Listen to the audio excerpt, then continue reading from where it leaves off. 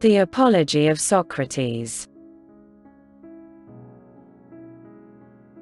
by Plato.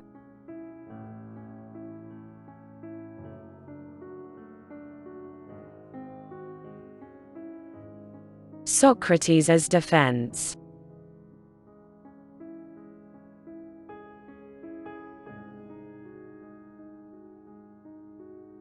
How you have felt, O men of Athens, at hearing the speeches of my accusers, I cannot tell, but I know that their persuasive words almost made me forget who I was, such was the effect of them, and yet they have hardly spoken a word of truth. But many as their falsehoods were, there was one of them which quite amazed me, I mean when they told you to be upon your guard, and not to let yourselves be deceived by the force of my eloquence. They ought to have been ashamed of saying this, because they were sure to be detected as soon as I opened my lips and displayed my deficiency. They certainly did appear to be most shameless in saying this, unless by the force of eloquence they mean the force of truth, for then I do indeed admit that I am eloquent. But in how different a way from theirs.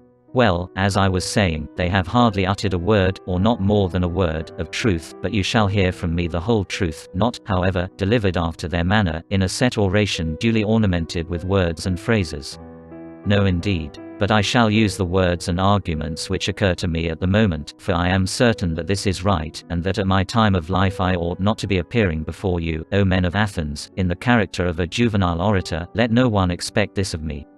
And I must beg of you to grant me one favor, which is this: if you hear me using the same words in my defense which I have been in the habit of using, and which most of you may have heard in the agora, and at the tables of the money changers, or anywhere else, I would ask you not to be surprised at this, and not to interrupt me. For I am more than 70 years of age, and this is the first time that I have ever appeared in a court of law, and I am quite a stranger to the ways of the place, and therefore I would have you regard me as if I were really a stranger, whom you would excuse if he spoke in his native tongue, and after the fashion of his country. That I think is not an unfair request. Never mind the manner, which may or may not be good, but think only of the justice of my cause, and give heed to that. Let the judge decide justly and the speaker speak truly. And first, I have to reply to the older charges and to my first accusers, and then I will go to the later ones. For I have had many accusers, who accused me of old, and their false charges have continued during many years, and I am more afraid of them than of Anytus and his associates, who are dangerous, too, in their own way. But far more dangerous are these, who began when you were children, and took possession of your minds with their falsehoods, telling of one Socrates, a wise man, who speculated about the heaven above, and searched into the earth beneath, and made the worse appear the better cause. These are the accusers whom I dread, for they are the circulators of this rumor, and their hearers are too apt to fancy that speculators of this sort do not believe in the gods. And they are many, and the charges against me are of ancient date, and they made them in days when you were impressible, in childhood, or perhaps in youth, and the cause when heard went by default, for there was none to answer. And, hardest of all, their names I do not know and cannot tell, unless in the chance of a comic poet. But the main body of these slanderers who from envy and malice have wrought upon you, and there are some of them who are convinced themselves, and impart their convictions to others, all these, I say, are most difficult to deal with, for I cannot have them up here, and examine them, and therefore I must simply fight with shadows in my own defense, and examine when there is no one who answers. I will ask you then to assume with me, as I was saying, that my opponents are of two kinds, one recent, the other ancient, and I hope that you will see the propriety of my answering the latter first, for these accusations you heard long before the others, and much oftener.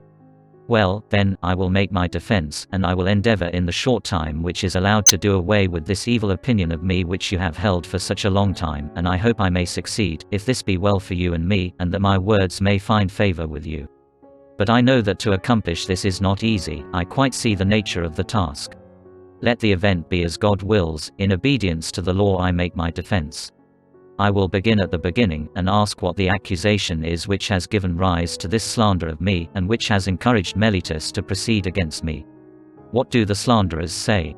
They shall be my prosecutors, and I will sum up their words in an affidavit.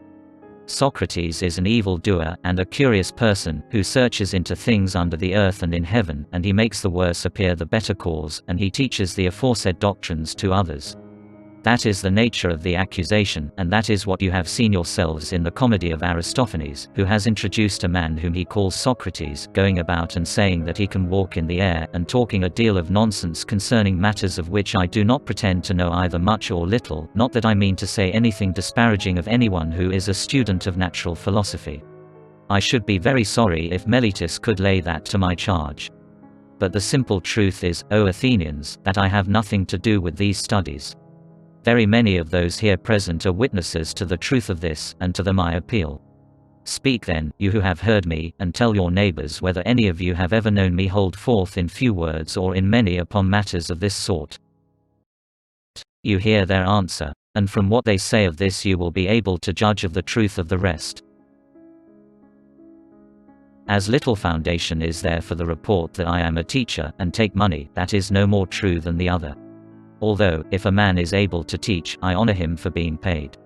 There is Gorgias of Leontium, and Prodicus of Chios, and Hippias of Elis, who go the round of the cities, and are able to persuade the young men to leave their own citizens, by whom they might be taught for nothing, and come to them, whom they not only pay, but are thankful if they may be allowed to pay them.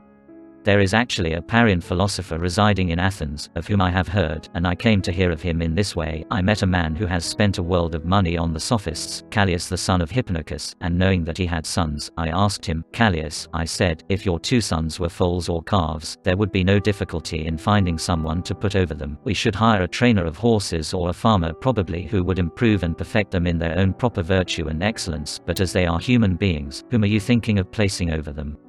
Is there anyone who understands human and political virtue? You must have thought about this as you have sons. Is there anyone? There is, he said. Who is he, said I, and of what country? And what does he charge? Avenus the Parian, he replied, he is the man, and his charge is 5 minae. Happy is Avenus, I said to myself, if he really has this wisdom, and teaches at such a modest charge. Had I the same, I should have been very proud and conceited, but the truth is that I have no knowledge of the kind. I dare say, Athenians, that someone among you will reply, why is this, Socrates, and what is the origin of these accusations of you, for there must have been something strange which you have been doing. All this great fame and talk about you would never have arisen if you had been like other men. Tell us, then, why this is, as we should be sorry to judge hastily of you. Now I regard this as a fair challenge, and I will endeavor to explain to you the origin of this name of wise, and of this evil fame. Please to attend then. And although some of you may think I am joking, I declare that I will tell you the entire truth. Men of Athens, this reputation of mine has come of a certain sort of wisdom which I possess. If you ask me what kind of wisdom, I reply, such wisdom as is attainable by man, for to that extent I am inclined to believe that I am wise, whereas the persons of whom I was speaking have a superhuman wisdom, which I may fail to describe, because I have it not myself, and he who says that I have, speaks falsely, and is taking away my character. And here, O men of Athens, I must beg you not to interrupt me, even if I seem to say something extravagant. For the word which I will speak is not mine. I will refer you to a witness who is worthy of credit, and will tell you about my wisdom, whether I have any, and of what sort, and that witness shall be the god of Delphi. You must have known Xenophon, he was early a friend of mine, and also a friend of yours, for he shared in the exile of the people, and returned with you. Well, Xenophon, as you know, was very impetuous in all his doings, and he went to Delphi and boldly asked the oracle to tell him whether, as I was saying, I must beg you not to interrupt, he asked the oracle to tell him whether there was anyone wiser than I was, and the Pythian prophetess answered that there was no man wiser. Xenophon is dead himself, but his brother, who is in court, will confirm the truth of this story. Why do I mention this? Because I am going to explain to you why I have such an evil name. When I heard the answer, I said to myself, what can the god mean? And what is the interpretation of this riddle? For I know that I have no wisdom, small or great. What can he mean when he says that I am the wisest of men? And yet he is a god and cannot lie, that would be against his nature. After a long consideration, I at last thought of a method of trying the question. I reflected that if I could only find a man wiser than myself, then I might go to the god with a refutation in my hand. I should say to him, here is a man who is wiser than I am, but you said that I was the wisest. Accordingly I went to one who had the reputation of wisdom, and observed to him, his name I need not mention, he was a politician whom I selected for examination, and the result was as follows: when I began to talk with him, I could not help thinking that he was not really wise, although he was thought wise by many, and wiser still by himself, and I went and tried to explain to him that he thought himself wise, but was not really wise, and the consequence was that he hated me, and his enmity was shared by several who were present and heard me. So I left him, saying to myself, as I went away, well, although I do not suppose that either of us knows anything really beautiful and good, I am better off than he is, for he knows nothing, and thinks that he knows. I neither know nor think that I know. In this latter particular, then, I seem to have slightly the advantage of him. Then I went to another, who had still higher philosophical pretensions, and my conclusion was exactly the same. I made another enemy of him, and of many others besides him. After this I went to one man after another, being not unconscious of the enmity which I provoked, and I lamented and feared this, but necessity was laid upon me. The word of God, I thought, ought to be considered first. And I said to myself, go I must to all who appear to know, and find out the meaning of the oracle. And I swear to you, Athenians, by the dog I swear. For I must tell you the truth, the result of my mission was just this: I found that the men most in repute were all but the most foolish, and that some inferior men were really wiser and better. I will tell you the tale of my wanderings and of the Herculean labors, as I may call them, which I endured only to find at last the oracle irrefutable. When I left the politicians, I went to the poets, tragic, dithyrambic, and all sorts. And there, I said to myself, you will be detected, now you will find out that you are more ignorant than they are. Accordingly, I took them some of the most elaborate passages in their own writings, and asked what was the meaning of them, thinking that they would teach me something. Will you believe me? I am almost ashamed to speak of this, but still I must say that there is hardly a person present who would not have talked better about their poetry than they did themselves. That showed me in an instant that not by wisdom do poets write poetry, but by a sort of genius and inspiration. They are like diviners or soothsayers who also say many fine things, but do not understand the meaning of them. And the poets appeared to me to be much in the same case, and I further observed that upon the strength of their poetry they believed themselves to be the wisest of men in other things in which they were not wise. So I departed, conceiving myself to be superior to them for the same reason that I was superior to the politicians. At last I went to the artisans, for I was conscious that I knew nothing at all, as I may say, and I was sure that they knew many fine things, and in this I was not mistaken, for they did know many things of which I was ignorant, and in this they certainly were wiser than I was. But I observed that even the good artisans fell into the same error as the poets, because they were good workmen they thought that they also knew all sorts of high matters, and this defect in them overshadowed their wisdom. Therefore I asked myself on behalf of the oracle, whether I would like to be as I was, neither having their knowledge nor their ignorance, or like them in both, and I made answer to myself and the oracle that I was better off as I was. This investigation has led to my having many enemies of the worst and most dangerous kind, and has given occasion also to many calumnies, and I am called wise, for my hearers always imagine that I myself possess the wisdom which I find wanting in others, but the truth is, O men of Athens, that God only is wise, and in this oracle he means to say that the wisdom of men is little or nothing. He is not speaking of Socrates, he is only using my name as an illustration, as if he said, he, O men, is the wisest, who, like Socrates, knows that his wisdom is in truth worth nothing. And so I go my way, obedient to the God, and make inquisition into the wisdom of anyone, whether citizen or stranger, who appears to be wise, and if he is not wise, then in vindication of the oracle I show him that he is not wise, and this occupation quite absorbs me, and I have no time to give either to any public matter of interest or to any concern of my own, but I am in utter poverty by reason of my devotion to the God. There is another thing: young men of the richer classes, who have not much to do, come about me of their own accord. They like to hear the pretenders examined, and they often imitate me, and examine others themselves. There are plenty of persons, as they soon enough discover, who think that they know something, but really know little or nothing, and then those who are examined by them, instead of being angry with themselves, are angry with me. This confounded Socrates, they say, this villainous misleader of youth. And then if somebody asks them, why, what evil does he practice or teach? They do not know, and cannot tell, but in order that they may not appear to be at a loss, they repeat the ready-made charges which are used against all philosophers about teaching things up in the clouds and under the earth, and having no gods, and making the worse appear the better cause, for they do not like to confess that their pretense of knowledge has been detected, which is the truth, and as they are numerous and ambitious and energetic, and all in battle array and have persuasive tongues, they have filled your ears with their loud and inveterate calumnies. And this is the reason why my three accusers, Meletus and Anytus and Lycon, have set upon me, Meletus, who has a quarrel with me on behalf of the poets, Anytus, on behalf of the craftsmen, Lycon, on behalf of the rhetoricians, and as I said at the beginning, I cannot expect to get rid of this mass of calumny all in a moment. And this, O men of Athens, is the truth and the whole truth. I have concealed nothing, I have dissembled nothing. And yet I know that this plainness of speech makes them hate me, and what is their hatred but a proof that I am speaking the truth? This is the occasion and reason of their slander of me, as you will find out either in this or in any future inquiry. I have said enough in my defense against the first class of my accusers. I turn to the second class, who are headed by Meletus, that good and patriotic man, as he calls himself. And now I will try to defend myself against them. These new accusers must also have their affidavit read. What do they say? Something of this sort, that Socrates is a doer of evil, and corrupter of the youth, and he does not believe in the gods of the state, and has other new divinities of his own. That is the sort of charge, and now let us examine the particular counts.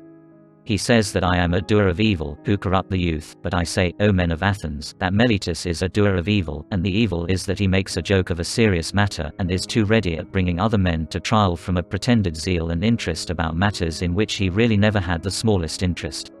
And the truth of this I will endeavor to prove. Come hither, Meletus, and let me ask a question of you. You think a great deal about the improvement of youth? Yes, I do. Tell the judges, then, who is their improver, for you must know, as you have taken the pains to discover their corrupter, and are citing and accusing me before them. Speak, then, and tell the judges who their improver is. Observe, Meletus, that you are silent, and have nothing to say. But is not this rather disgraceful, and a very considerable proof of what I was saying, that you have no interest in the matter?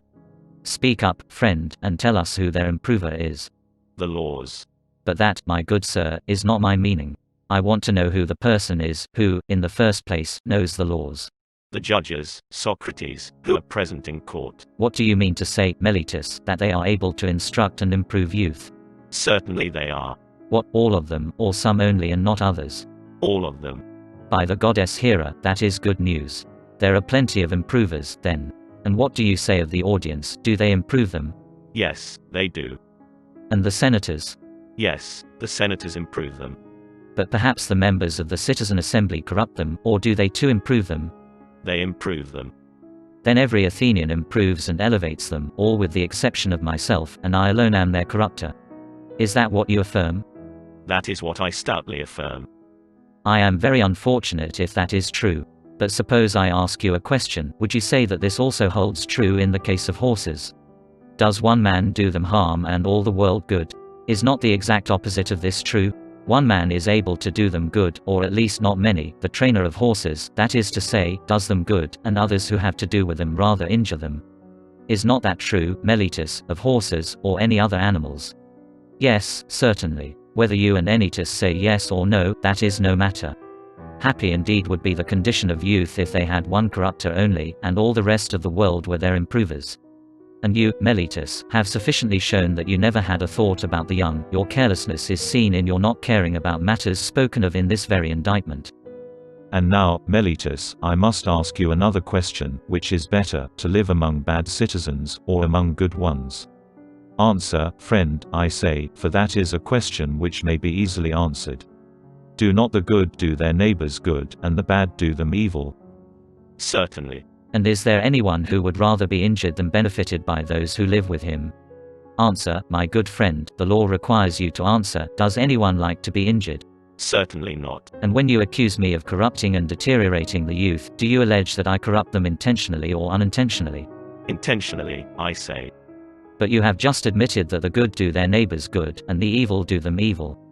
Now is that a truth which your superior wisdom has recognized thus early in life, and am I, at my age, in such darkness and ignorance as not to know that if a man with whom I have to live is corrupted by me, I am very likely to be harmed by him, and yet I corrupt him, and intentionally, too, that is what you are saying, and of that you will never persuade me or any other human being. But either I do not corrupt them, or I corrupt them unintentionally, so that on either view of the case you lie. If my offense is unintentional, the law has no cognizance of unintentional offenses. You ought to have taken me privately, and warned and admonished me, for if I had been better advised, I should have left off doing what I only did unintentionally. No doubt I should, whereas you hated to converse with me or teach me, but you indicted me in this court, which is a place not of instruction, but of punishment. I have shown, Athenians, as I was saying, that Meletus has no care at all, great or small, about the matter. But still I should like to know, Meletus, in what I am affirmed to corrupt the young. I suppose you mean, as I infer from your indictment, that I teach them not to acknowledge the gods which the state acknowledges, but some other new divinities or spiritual agencies in their stead. These are the lessons which corrupt the youth, as you say. Yes, that I say emphatically. Then, by the gods, Meletus, of whom we are speaking, tell me in the court, in somewhat plainer terms, what you mean. For I do not as yet understand whether you affirm that I teach others to acknowledge some gods, and therefore do believe in gods and am not an entire atheist. This you do not lay to my charge, but only that they are not the same gods which the city recognizes. The charge is that they are different gods. Or, do you mean to say that I am an atheist simply, and a teacher of atheism? I mean the latter, that you are a complete atheist. That is an extraordinary statement, Meletus. Why do you say that? Do you mean that I do not believe in the godhead of the sun or moon, which is the common creed of all men? I assure you, judges, that he does not believe in them, for he says that the sun is stone, and the moon earth. Friend Meletus, you think that you are accusing Anaxagoras, and you have but a bad opinion of the judges, if you fancy them ignorant to such a degree as not to know that those doctrines are found in the books of Anaxagoras the Clazomenian, who is full of them. And these are the doctrines which the youth are said to learn of Socrates, when there are not unfrequently exhibitions of them at the theatre, price of admission 1 drachma at the most, and they might cheaply purchase them, and laugh at Socrates if he pretends to father such eccentricities. And Sir Meletus, you really think that I do not believe in any god? I swear by Zeus that you believe absolutely in none at all. You are a liar, Meletus, not believed even by yourself. For I cannot help thinking, O men of Athens, that Meletus is reckless and impudent, and that he has written this indictment in a spirit of mere wantonness and youthful bravado. Has he not compounded a riddle, thinking to try me? He said to himself, I shall see whether this wise Socrates will discover my ingenious contradiction, or whether I shall be able to deceive him and the rest of them. For he certainly does appear to me to contradict himself in the indictment as much as if he said that Socrates is guilty of not believing in the gods, and yet of believing in them, but this surely is a piece of fun. I should like you, O men of Athens, to join me in examining what I conceive to be his inconsistency, and do you, Meletus, answer. And I must remind you that you are not to interrupt me if I speak in my accustomed manner. Did ever man, Meletus, believe in the existence of human things, and not of human beings? I wish, men of Athens, that he would answer, and not be always trying to get up an interruption. Did ever any man believe in horsemanship, and not in horses? Or in flute playing, and not in flute players? No, my friend, I will answer to you and to the court, as you refuse to answer for yourself. There is no man who ever did. But now please to answer the next question, can a man believe in spiritual and divine agencies, and not in spirits or demigods? He cannot. I am glad that I have extracted that answer by the assistance of the court. Nevertheless you swear in the indictment that I teach and believe in divine or spiritual agencies, new or old, no matter for that. At any rate, I believe in spiritual agencies, as you say and swear in the affidavit, but if I believe in divine beings, I must believe in spirits or demigods. Is not that true? Yes, that is true, for I may assume that your silence gives assent to that. Now what are spirits or demigods? Are they not either gods or the sons of gods? Is that true? Yes, that is true. But this is just the ingenious riddle of which I was speaking. The demigods or spirits are gods, and you say first that I don't believe in gods, and then again that I do believe in gods, that is, if I believe in demigods. For if the demigods are the illegitimate sons of gods, whether by the nymphs or by any other mothers, as is thought, that, as all men will allow, necessarily implies the existence of their parents. You might as well affirm the existence of mules, and deny that of horses and asses. Such nonsense, Meletus, could only have been intended by you as a trial of me. You have put this into the indictment because you had nothing real of which to accuse me. But no one who has a particle of understanding will ever be convinced by you that the same man can believe in divine and superhuman things, and yet not believe that there are gods and demigods and heroes. I have said enough in answer to the charge of Meletus. Any elaborate defense is unnecessary, but as I was saying before, I certainly have many enemies, and this is what will be my destruction if I am destroyed. Of that I am certain, not Meletus, nor yet Anytus, but the envy and detraction of the world, which has been the death of many good men, and will probably be the death of many more. There is no danger of my being the last of them. Someone will say, and are you not ashamed, Socrates, of a course of life which is likely to bring you to an untimely end? To him I may fairly answer, there you are mistaken. A man who is good for anything ought not to calculate the chance of living or dying, he ought only to consider whether in doing anything he is doing right or wrong, acting the part of a good man or of a bad.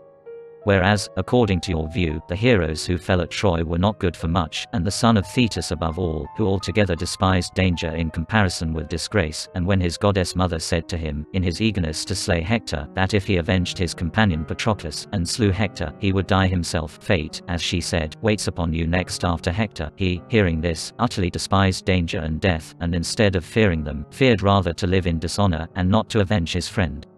Let me die next, he replies, and be avenged of my enemy, rather than abide here by the beaked ships, a scorn and a burden of the earth.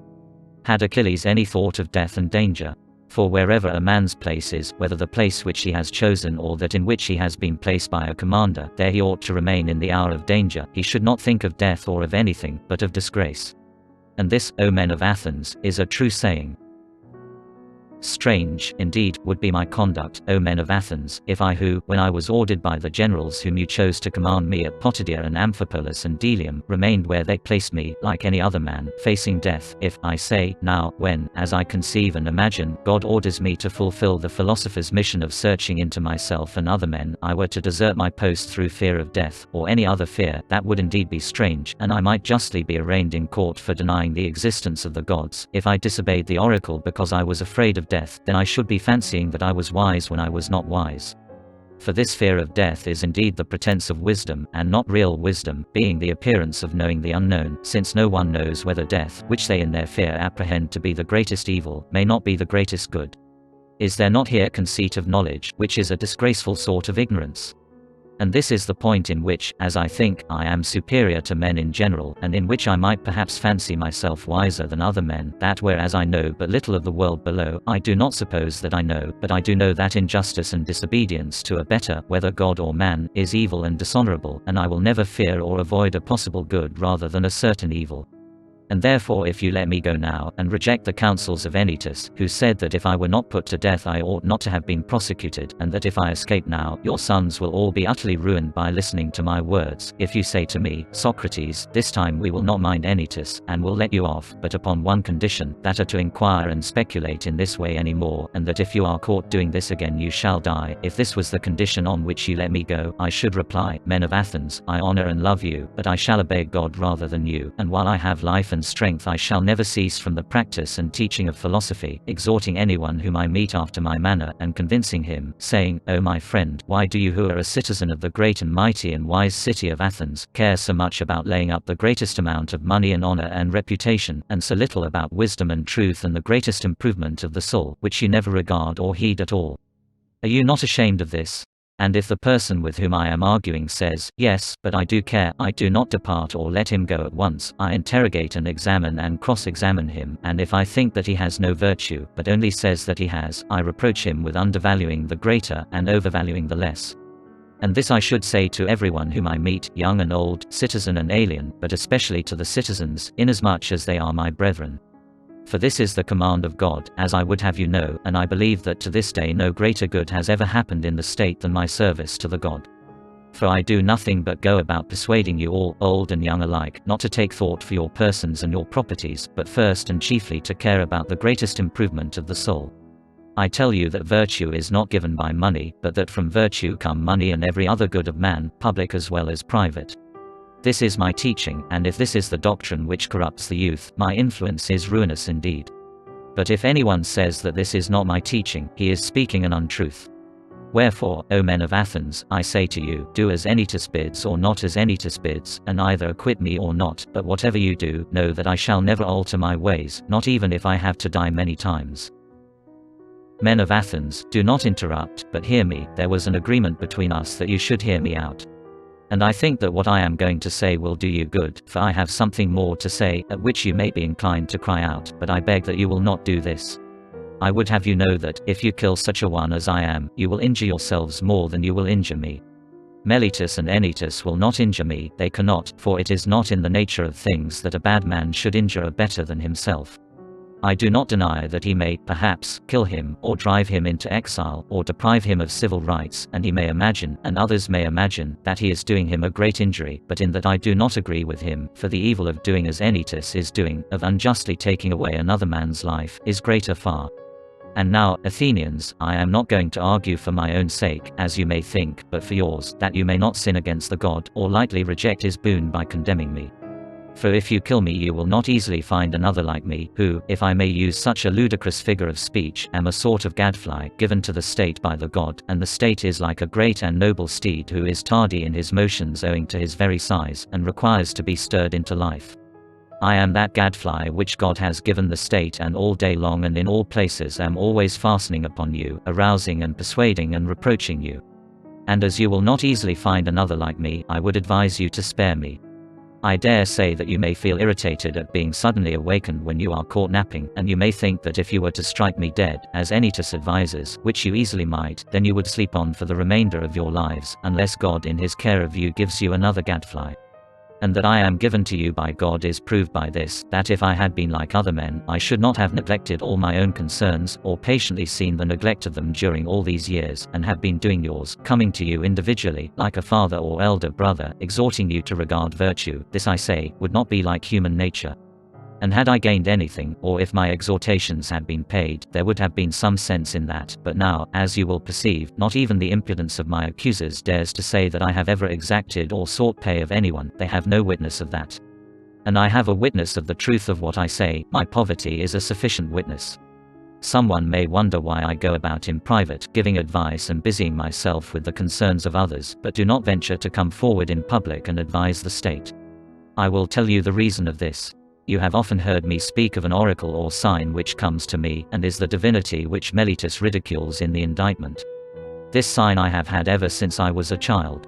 The sign is a voice which comes to me and always forbids me to do something which I am going to do, but never commands me to do anything, and this is what stands in the way of my being a politician. And rightly, as I think. For I am certain, O men of Athens, that if I had engaged in politics, I should have perished long ago and done no good either to you or to myself. And don't be offended at my telling you the truth, for the truth is that no man who goes to war with you or any other multitude, honestly struggling against the commission of unrighteousness and wrong in the state, will save his life. He who will really fight for the right, if he would live even for a little while, must have a private station and not a public one. I can give you as proofs of this, not words only, but deeds, which you value more than words. Let me tell you a passage of my own life, which will prove to you that I should never have yielded to injustice from any fear of death, and that if I had not yielded I should have died at once. I will tell you a story, tasteless, perhaps, and commonplace, but nevertheless true. The only office of state which I ever held, O men of Athens, was that of senator. The tribe Antiochus, which is my tribe, had the presidency at the trial of the generals who had not taken up the bodies of the slain after the battle of Argonausi, and you proposed to try them all together, which was illegal, as you all thought afterwards, but at the time I was the only one of the Prytanes who was opposed to the illegality, and I gave my vote against you. And when the orators threatened to impeach and arrest me, and have me taken away, and you called and shouted, I made up my mind that I would run the risk, having law and justice with me, rather than take part in your injustice, because I feared imprisonment and death. This happened in the days of the democracy. But when the oligarchy of the 30 was in power, they sent for me and 4 others into the rotunda, and bade us bring Leon the Salaminian from Salamis, as they wanted to execute him. This was a specimen of the sort of commands which they were always giving with the view of implicating as many as possible in their crimes, and then I showed, not in words only, but in deed, that, if I may be allowed to use such an expression, I cared not a straw for death, and that my only fear was the fear of doing an unrighteous or unholy thing. For the strong arm of that oppressive power did not frighten me into doing wrong, and when we came out of the rotunda the other 4 went to Salamis and fetched Leon, but I went quietly home. For which I might have lost my life, had not the power of the 30 shortly afterwards come to an end. And to this many will witness. Now do you really imagine that I could have survived all these years, if I had led a public life, supposing that like a good man I had always supported the right and had made justice, as I ought, the first thing? No, indeed, men of Athens, neither I nor any other. But I have been always the same in all my actions, public as well as private, and never have I yielded any base compliance to those who are slanderously termed my disciples or to any other. For the truth is that I have no regular disciples, but if anyone likes to come and hear me while I am pursuing my mission, whether he be young or old, he may freely come. Nor do I converse with those who pay only, and not with those who do not pay, but anyone, whether he be rich or poor, may ask and answer me and listen to my words, and whether he turns out to be a bad man or a good one, that cannot be justly laid to my charge, as I never taught him anything. And if anyone says that he has ever learned or heard anything from me in private which all the world has not heard, I should like you to know that he is speaking an untruth. But I shall be asked, why do people delight in continually conversing with you? I have told you already, Athenians, the whole truth about this. They like to hear the cross-examination of the pretenders to wisdom. There is amusement in this. And this is a duty which the God has imposed upon me, as I am assured by oracles, visions, and in every sort of way in which the will of divine power was ever signified to anyone. This is true, O Athenians, or, if not true, would be soon refuted. For if I am really corrupting the youth, and have corrupted some of them already, those of them who have grown up and have become sensible that I gave them bad advice in the days of their youth should come forward as accusers and take their revenge, and if they do not like to come themselves, some of their relatives, fathers, brothers, or other kinsmen, should say what evil their families suffered at my hands. Now is their time. Many of them I see in the court. There is Crito, who is of the same age and of the same deme with myself, and there is Critobulus his son, whom I also see. Then again there is Lysanias of Sphetus, who is the father of Aetions, he is present, and also there is Antiphon of Cephasus, who is the father of Epine, and there are the brothers of several who have associated with me. There is Nicostratus the son of Theostates, and the brother of Theodotus. Now Theodotus himself is dead, and therefore he, at any rate, will not seek to stop him, and there is Paralus the son of Demodocus, who had a brother Theages, and Adomantus the son of Ariston, whose brother Plato is present, and Eantodorus, who is the brother of Apollodorus, whom I also see. I might mention a great many others, any of whom Meletus should have produced as witnesses in the course of his speech, and let him still produce them. If he has forgotten, I will make way for him. And let him say, if he has any testimony of the sort which he can produce. Nay, Athenians, the very opposite is the truth.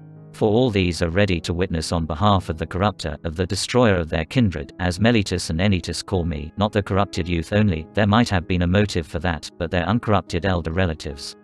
Why should they too support me with their testimony? Why, indeed, except for the sake of truth and justice, and because they know that I am speaking the truth, and that Meletus is lying. Well, Athenians, this and the like of this is nearly all the defense which I have to offer. Yet a word more. Perhaps there may be someone who is offended at me when he calls to mind how he himself, on a similar or even a less serious occasion, had recourse to prayers and supplications with many tears, and how he produced his children in court, which was a moving spectacle, together with a posse of his relations and friends, whereas I, who am probably in danger of my life, will do none of these things. Perhaps this may come into his mind, and he may be set against me, and vote in anger because he is displeased at this. Now if there be such a person among you, which I am far from affirming, I may fairly reply to him, my friend, I am a man, and like other men, a creature of flesh and blood, and not of wood or stone, as Homer says, and I have a family, yes, and sons. O Athenians, 3 in number, one of whom is growing up, and the 2 others are still young, and yet I will not bring any of them hither in order to petition you for an acquittal. And why not? Not from any self-will or disregard of you. Whether I am or am not afraid of death is another question, of which I will not now speak. But my reason simply is that I feel such conduct to be discreditable to myself, and you, and the whole state. One who has reached my years, and who has a name for wisdom, whether deserved or not, ought not to debase himself. At any rate, the world has decided that Socrates is in some way superior to other men. And if those among you who are said to be superior in wisdom and courage, and any other virtue, demean themselves in this way, how shameful is their conduct.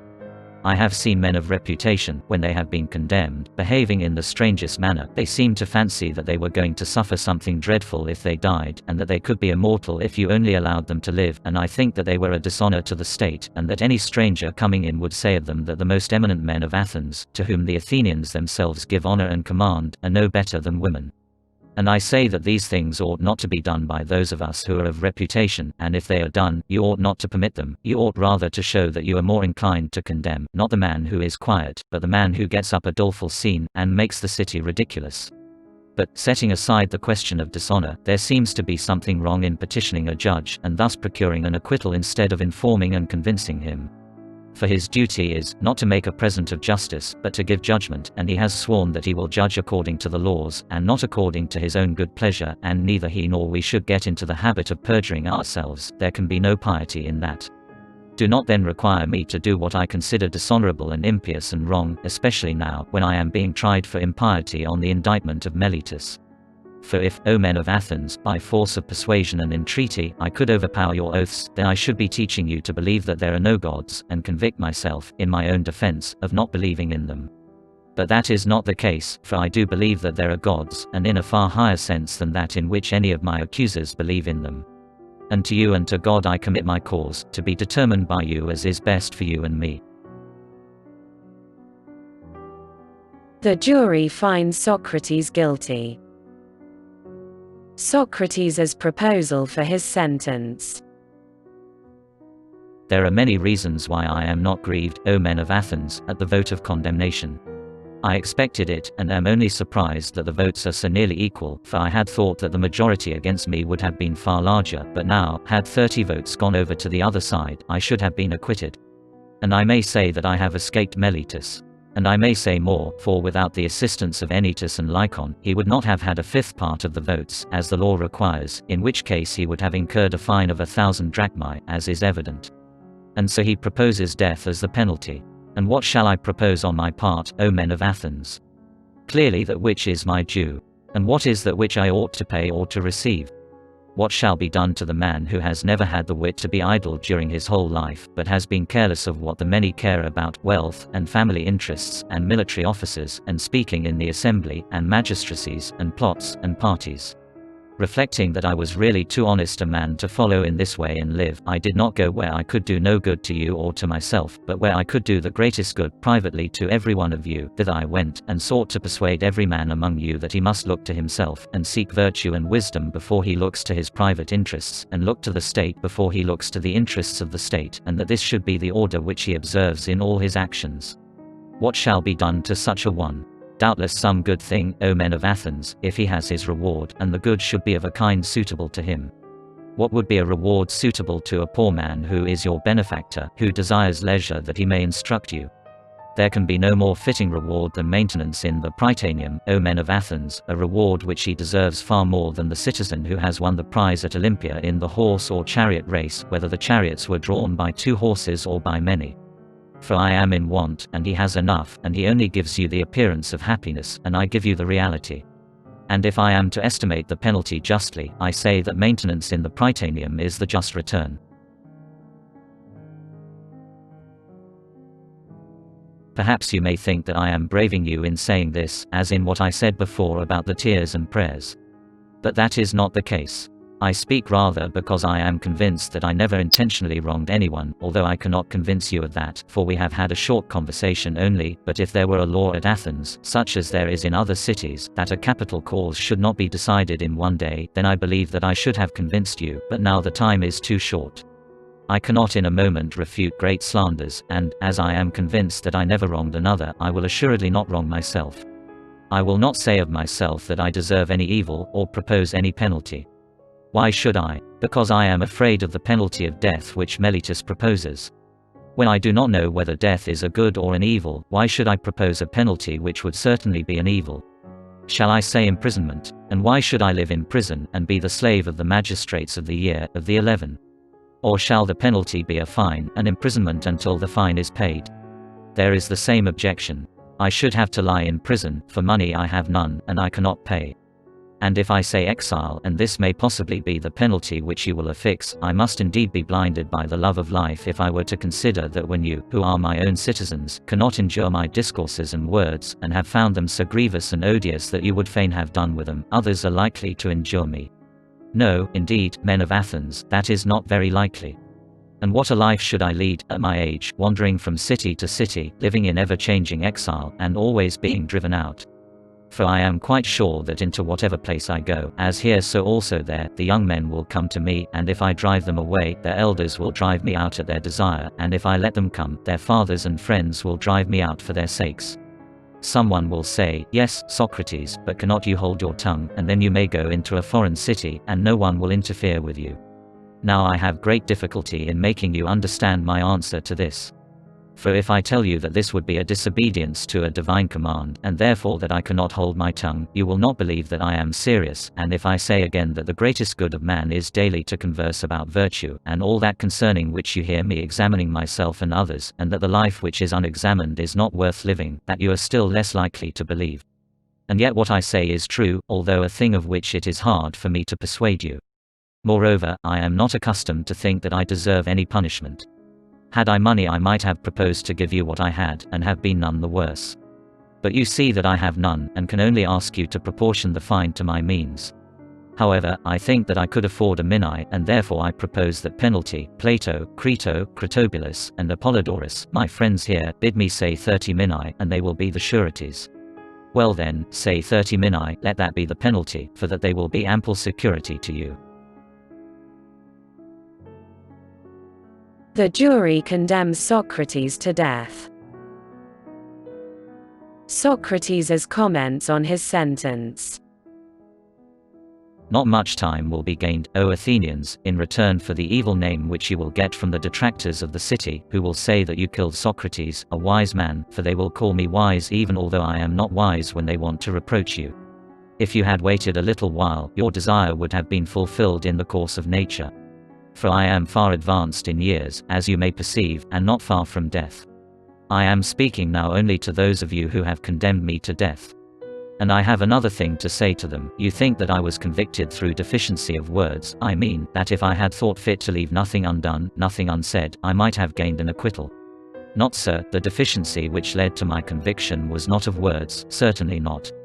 But I had not the boldness or impudence or inclination to address you as you would have liked me to address you, weeping and wailing and lamenting, and saying and doing many things which you have been accustomed to hear from others, and which, as I say, are unworthy of me. But I thought that I ought not to do anything common or mean in the hour of danger, nor do I now repent of the manner of my defense, and I would rather die having spoken after my manner, than speak in your manner and live.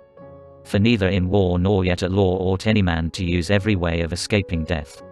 For often in battle there is no doubt that if a man will throw away his arms, and fall on his knees before his pursuers, he may escape death, and in other dangers there are other ways of escaping death, if a man is willing to say and do anything. The difficulty, my friends, is not in avoiding death, but in avoiding unrighteousness, for that runs faster than death.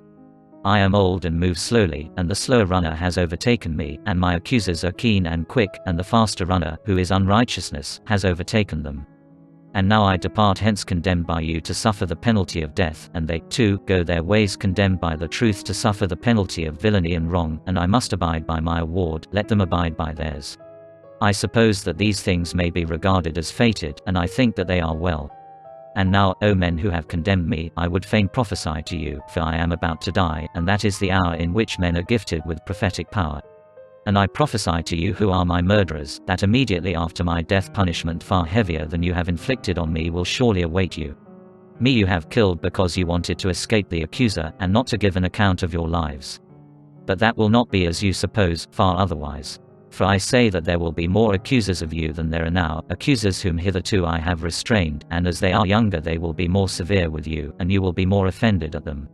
For if you think that by killing men you can avoid the accuser censuring your lives, you are mistaken. That is not a way of escape which is either possible or honorable. The easiest and noblest way is not to be crushing others, but to be improving yourselves. This is the prophecy which I utter before my departure, to the judges who have condemned me. Friends, who would have acquitted me, I would like also to talk with you about this thing which has happened, while the magistrates are busy, and before I go to the place at which I must die. Stay then a while, for we may as well talk with one another while there is time. You are my friends, and I should like to show you the meaning of this event which has happened to me. O my judges, for you I may truly call judges, I should like to tell you of a wonderful circumstance. Hitherto the familiar oracle within me has constantly been in the habit of opposing me even about trifles, if I was going to make a slip or error about anything, and now as you see there has come upon me that which may be thought, and is generally believed to be, the last and worst evil. But the oracle made no sign of opposition, either as I was leaving my house and going out in the morning, or when I was going up into this court, or while I was speaking, at anything which I was going to say, and yet I have often been stopped in the middle of a speech, but now in nothing I either said or did touching this matter has the oracle opposed me. What do I take to be the explanation of this? I will tell you. I regard this as a proof that what has happened to me is a good, and that those of us who think that death is an evil are in error. This is a great proof to me of what I am saying, for the customary sign would surely have opposed me had I been going to evil and not to good. Let us reflect in another way, and we shall see that there is great reason to hope that death is a good, for one of two things: either death is a state of nothingness and utter unconsciousness, or, as men say, there is a change and migration of the soul from this world to another. Now if you suppose that there is no consciousness, but a sleep like the sleep of him who is undisturbed even by the sight of dreams, death will be an unspeakable gain. For if a person were to select the night in which his sleep was undisturbed even by dreams, and were to compare with this the other days and nights of his life, and then were to tell us how many days and nights he had passed in the course of his life better and more pleasantly than this one, I think that any man, I will not say a private man, but even the great king, will not find many such days or nights, when compared with the others. Now if death is like this, I say that to die is gain, for eternity is then only a single night. But if death is the journey to another place, and there, as men say, all the dead are, what good, O my friends and judges, can be greater than this? If indeed when the pilgrim arrives in the world below, he is delivered from the professors of justice in this world, and finds the true judges who are said to give judgment there, Minos and Rhadamanthus and Aeacus and Triptolemus, and other sons of God who were righteous in their own life, that pilgrimage will be worth making. What would not a man give if he might converse with Orpheus and Musaeus and Hesiod and Homer? Nay, if this be true, let me die again and again. I, too, shall have a wonderful interest in a place where I can converse with Palamedes, and Ajax the son of Telamon, and other heroes of old, who have suffered death through an unjust judgment, and there will be no small pleasure, as I think, in comparing my own sufferings with theirs. Above all, I shall be able to continue my search into true and false knowledge, as in this world, so also in that, I shall find out who is wise, and who pretends to be wise, and is not. What would not a man give, O judges, to be able to examine the leader of the great Trojan expedition, or Odysseus or Sisyphus, or numberless others, men and women too? What infinite delight would there be in conversing with them and asking them questions? For in that world they do not put a man to death for this, certainly not. For besides being happier in that world than in this, they will be immortal, if what is said is true. Wherefore, O judges, be of good cheer about death, and know this of a truth, that no evil can happen to a good man, either in life or after death. He and his are not neglected by the gods, nor has my own approaching end happened by mere chance. But I see clearly that to die and be released was better for me, and therefore the oracle gave no sign. For which reason also, I am not angry with my accusers, or my condemners, they have done me no harm, although neither of them meant to do me any good, and for this I may gently blame them. Still I have a favor to ask of them. When my sons are grown up, I would ask you, O my friends, to punish them, and I would have you trouble them, as I have troubled you, if they seem to care about riches, or anything, more than about virtue, or if they pretend to be something when they are really nothing, then reprove them, as I have reproved you, for not caring about that for which they ought to care, and thinking that they are something when they are really nothing. And if you do this, I and my sons will have received justice at your hands. The hour of departure has arrived, and we go our ways, I to die, and you to live. Which is better God only knows. The end.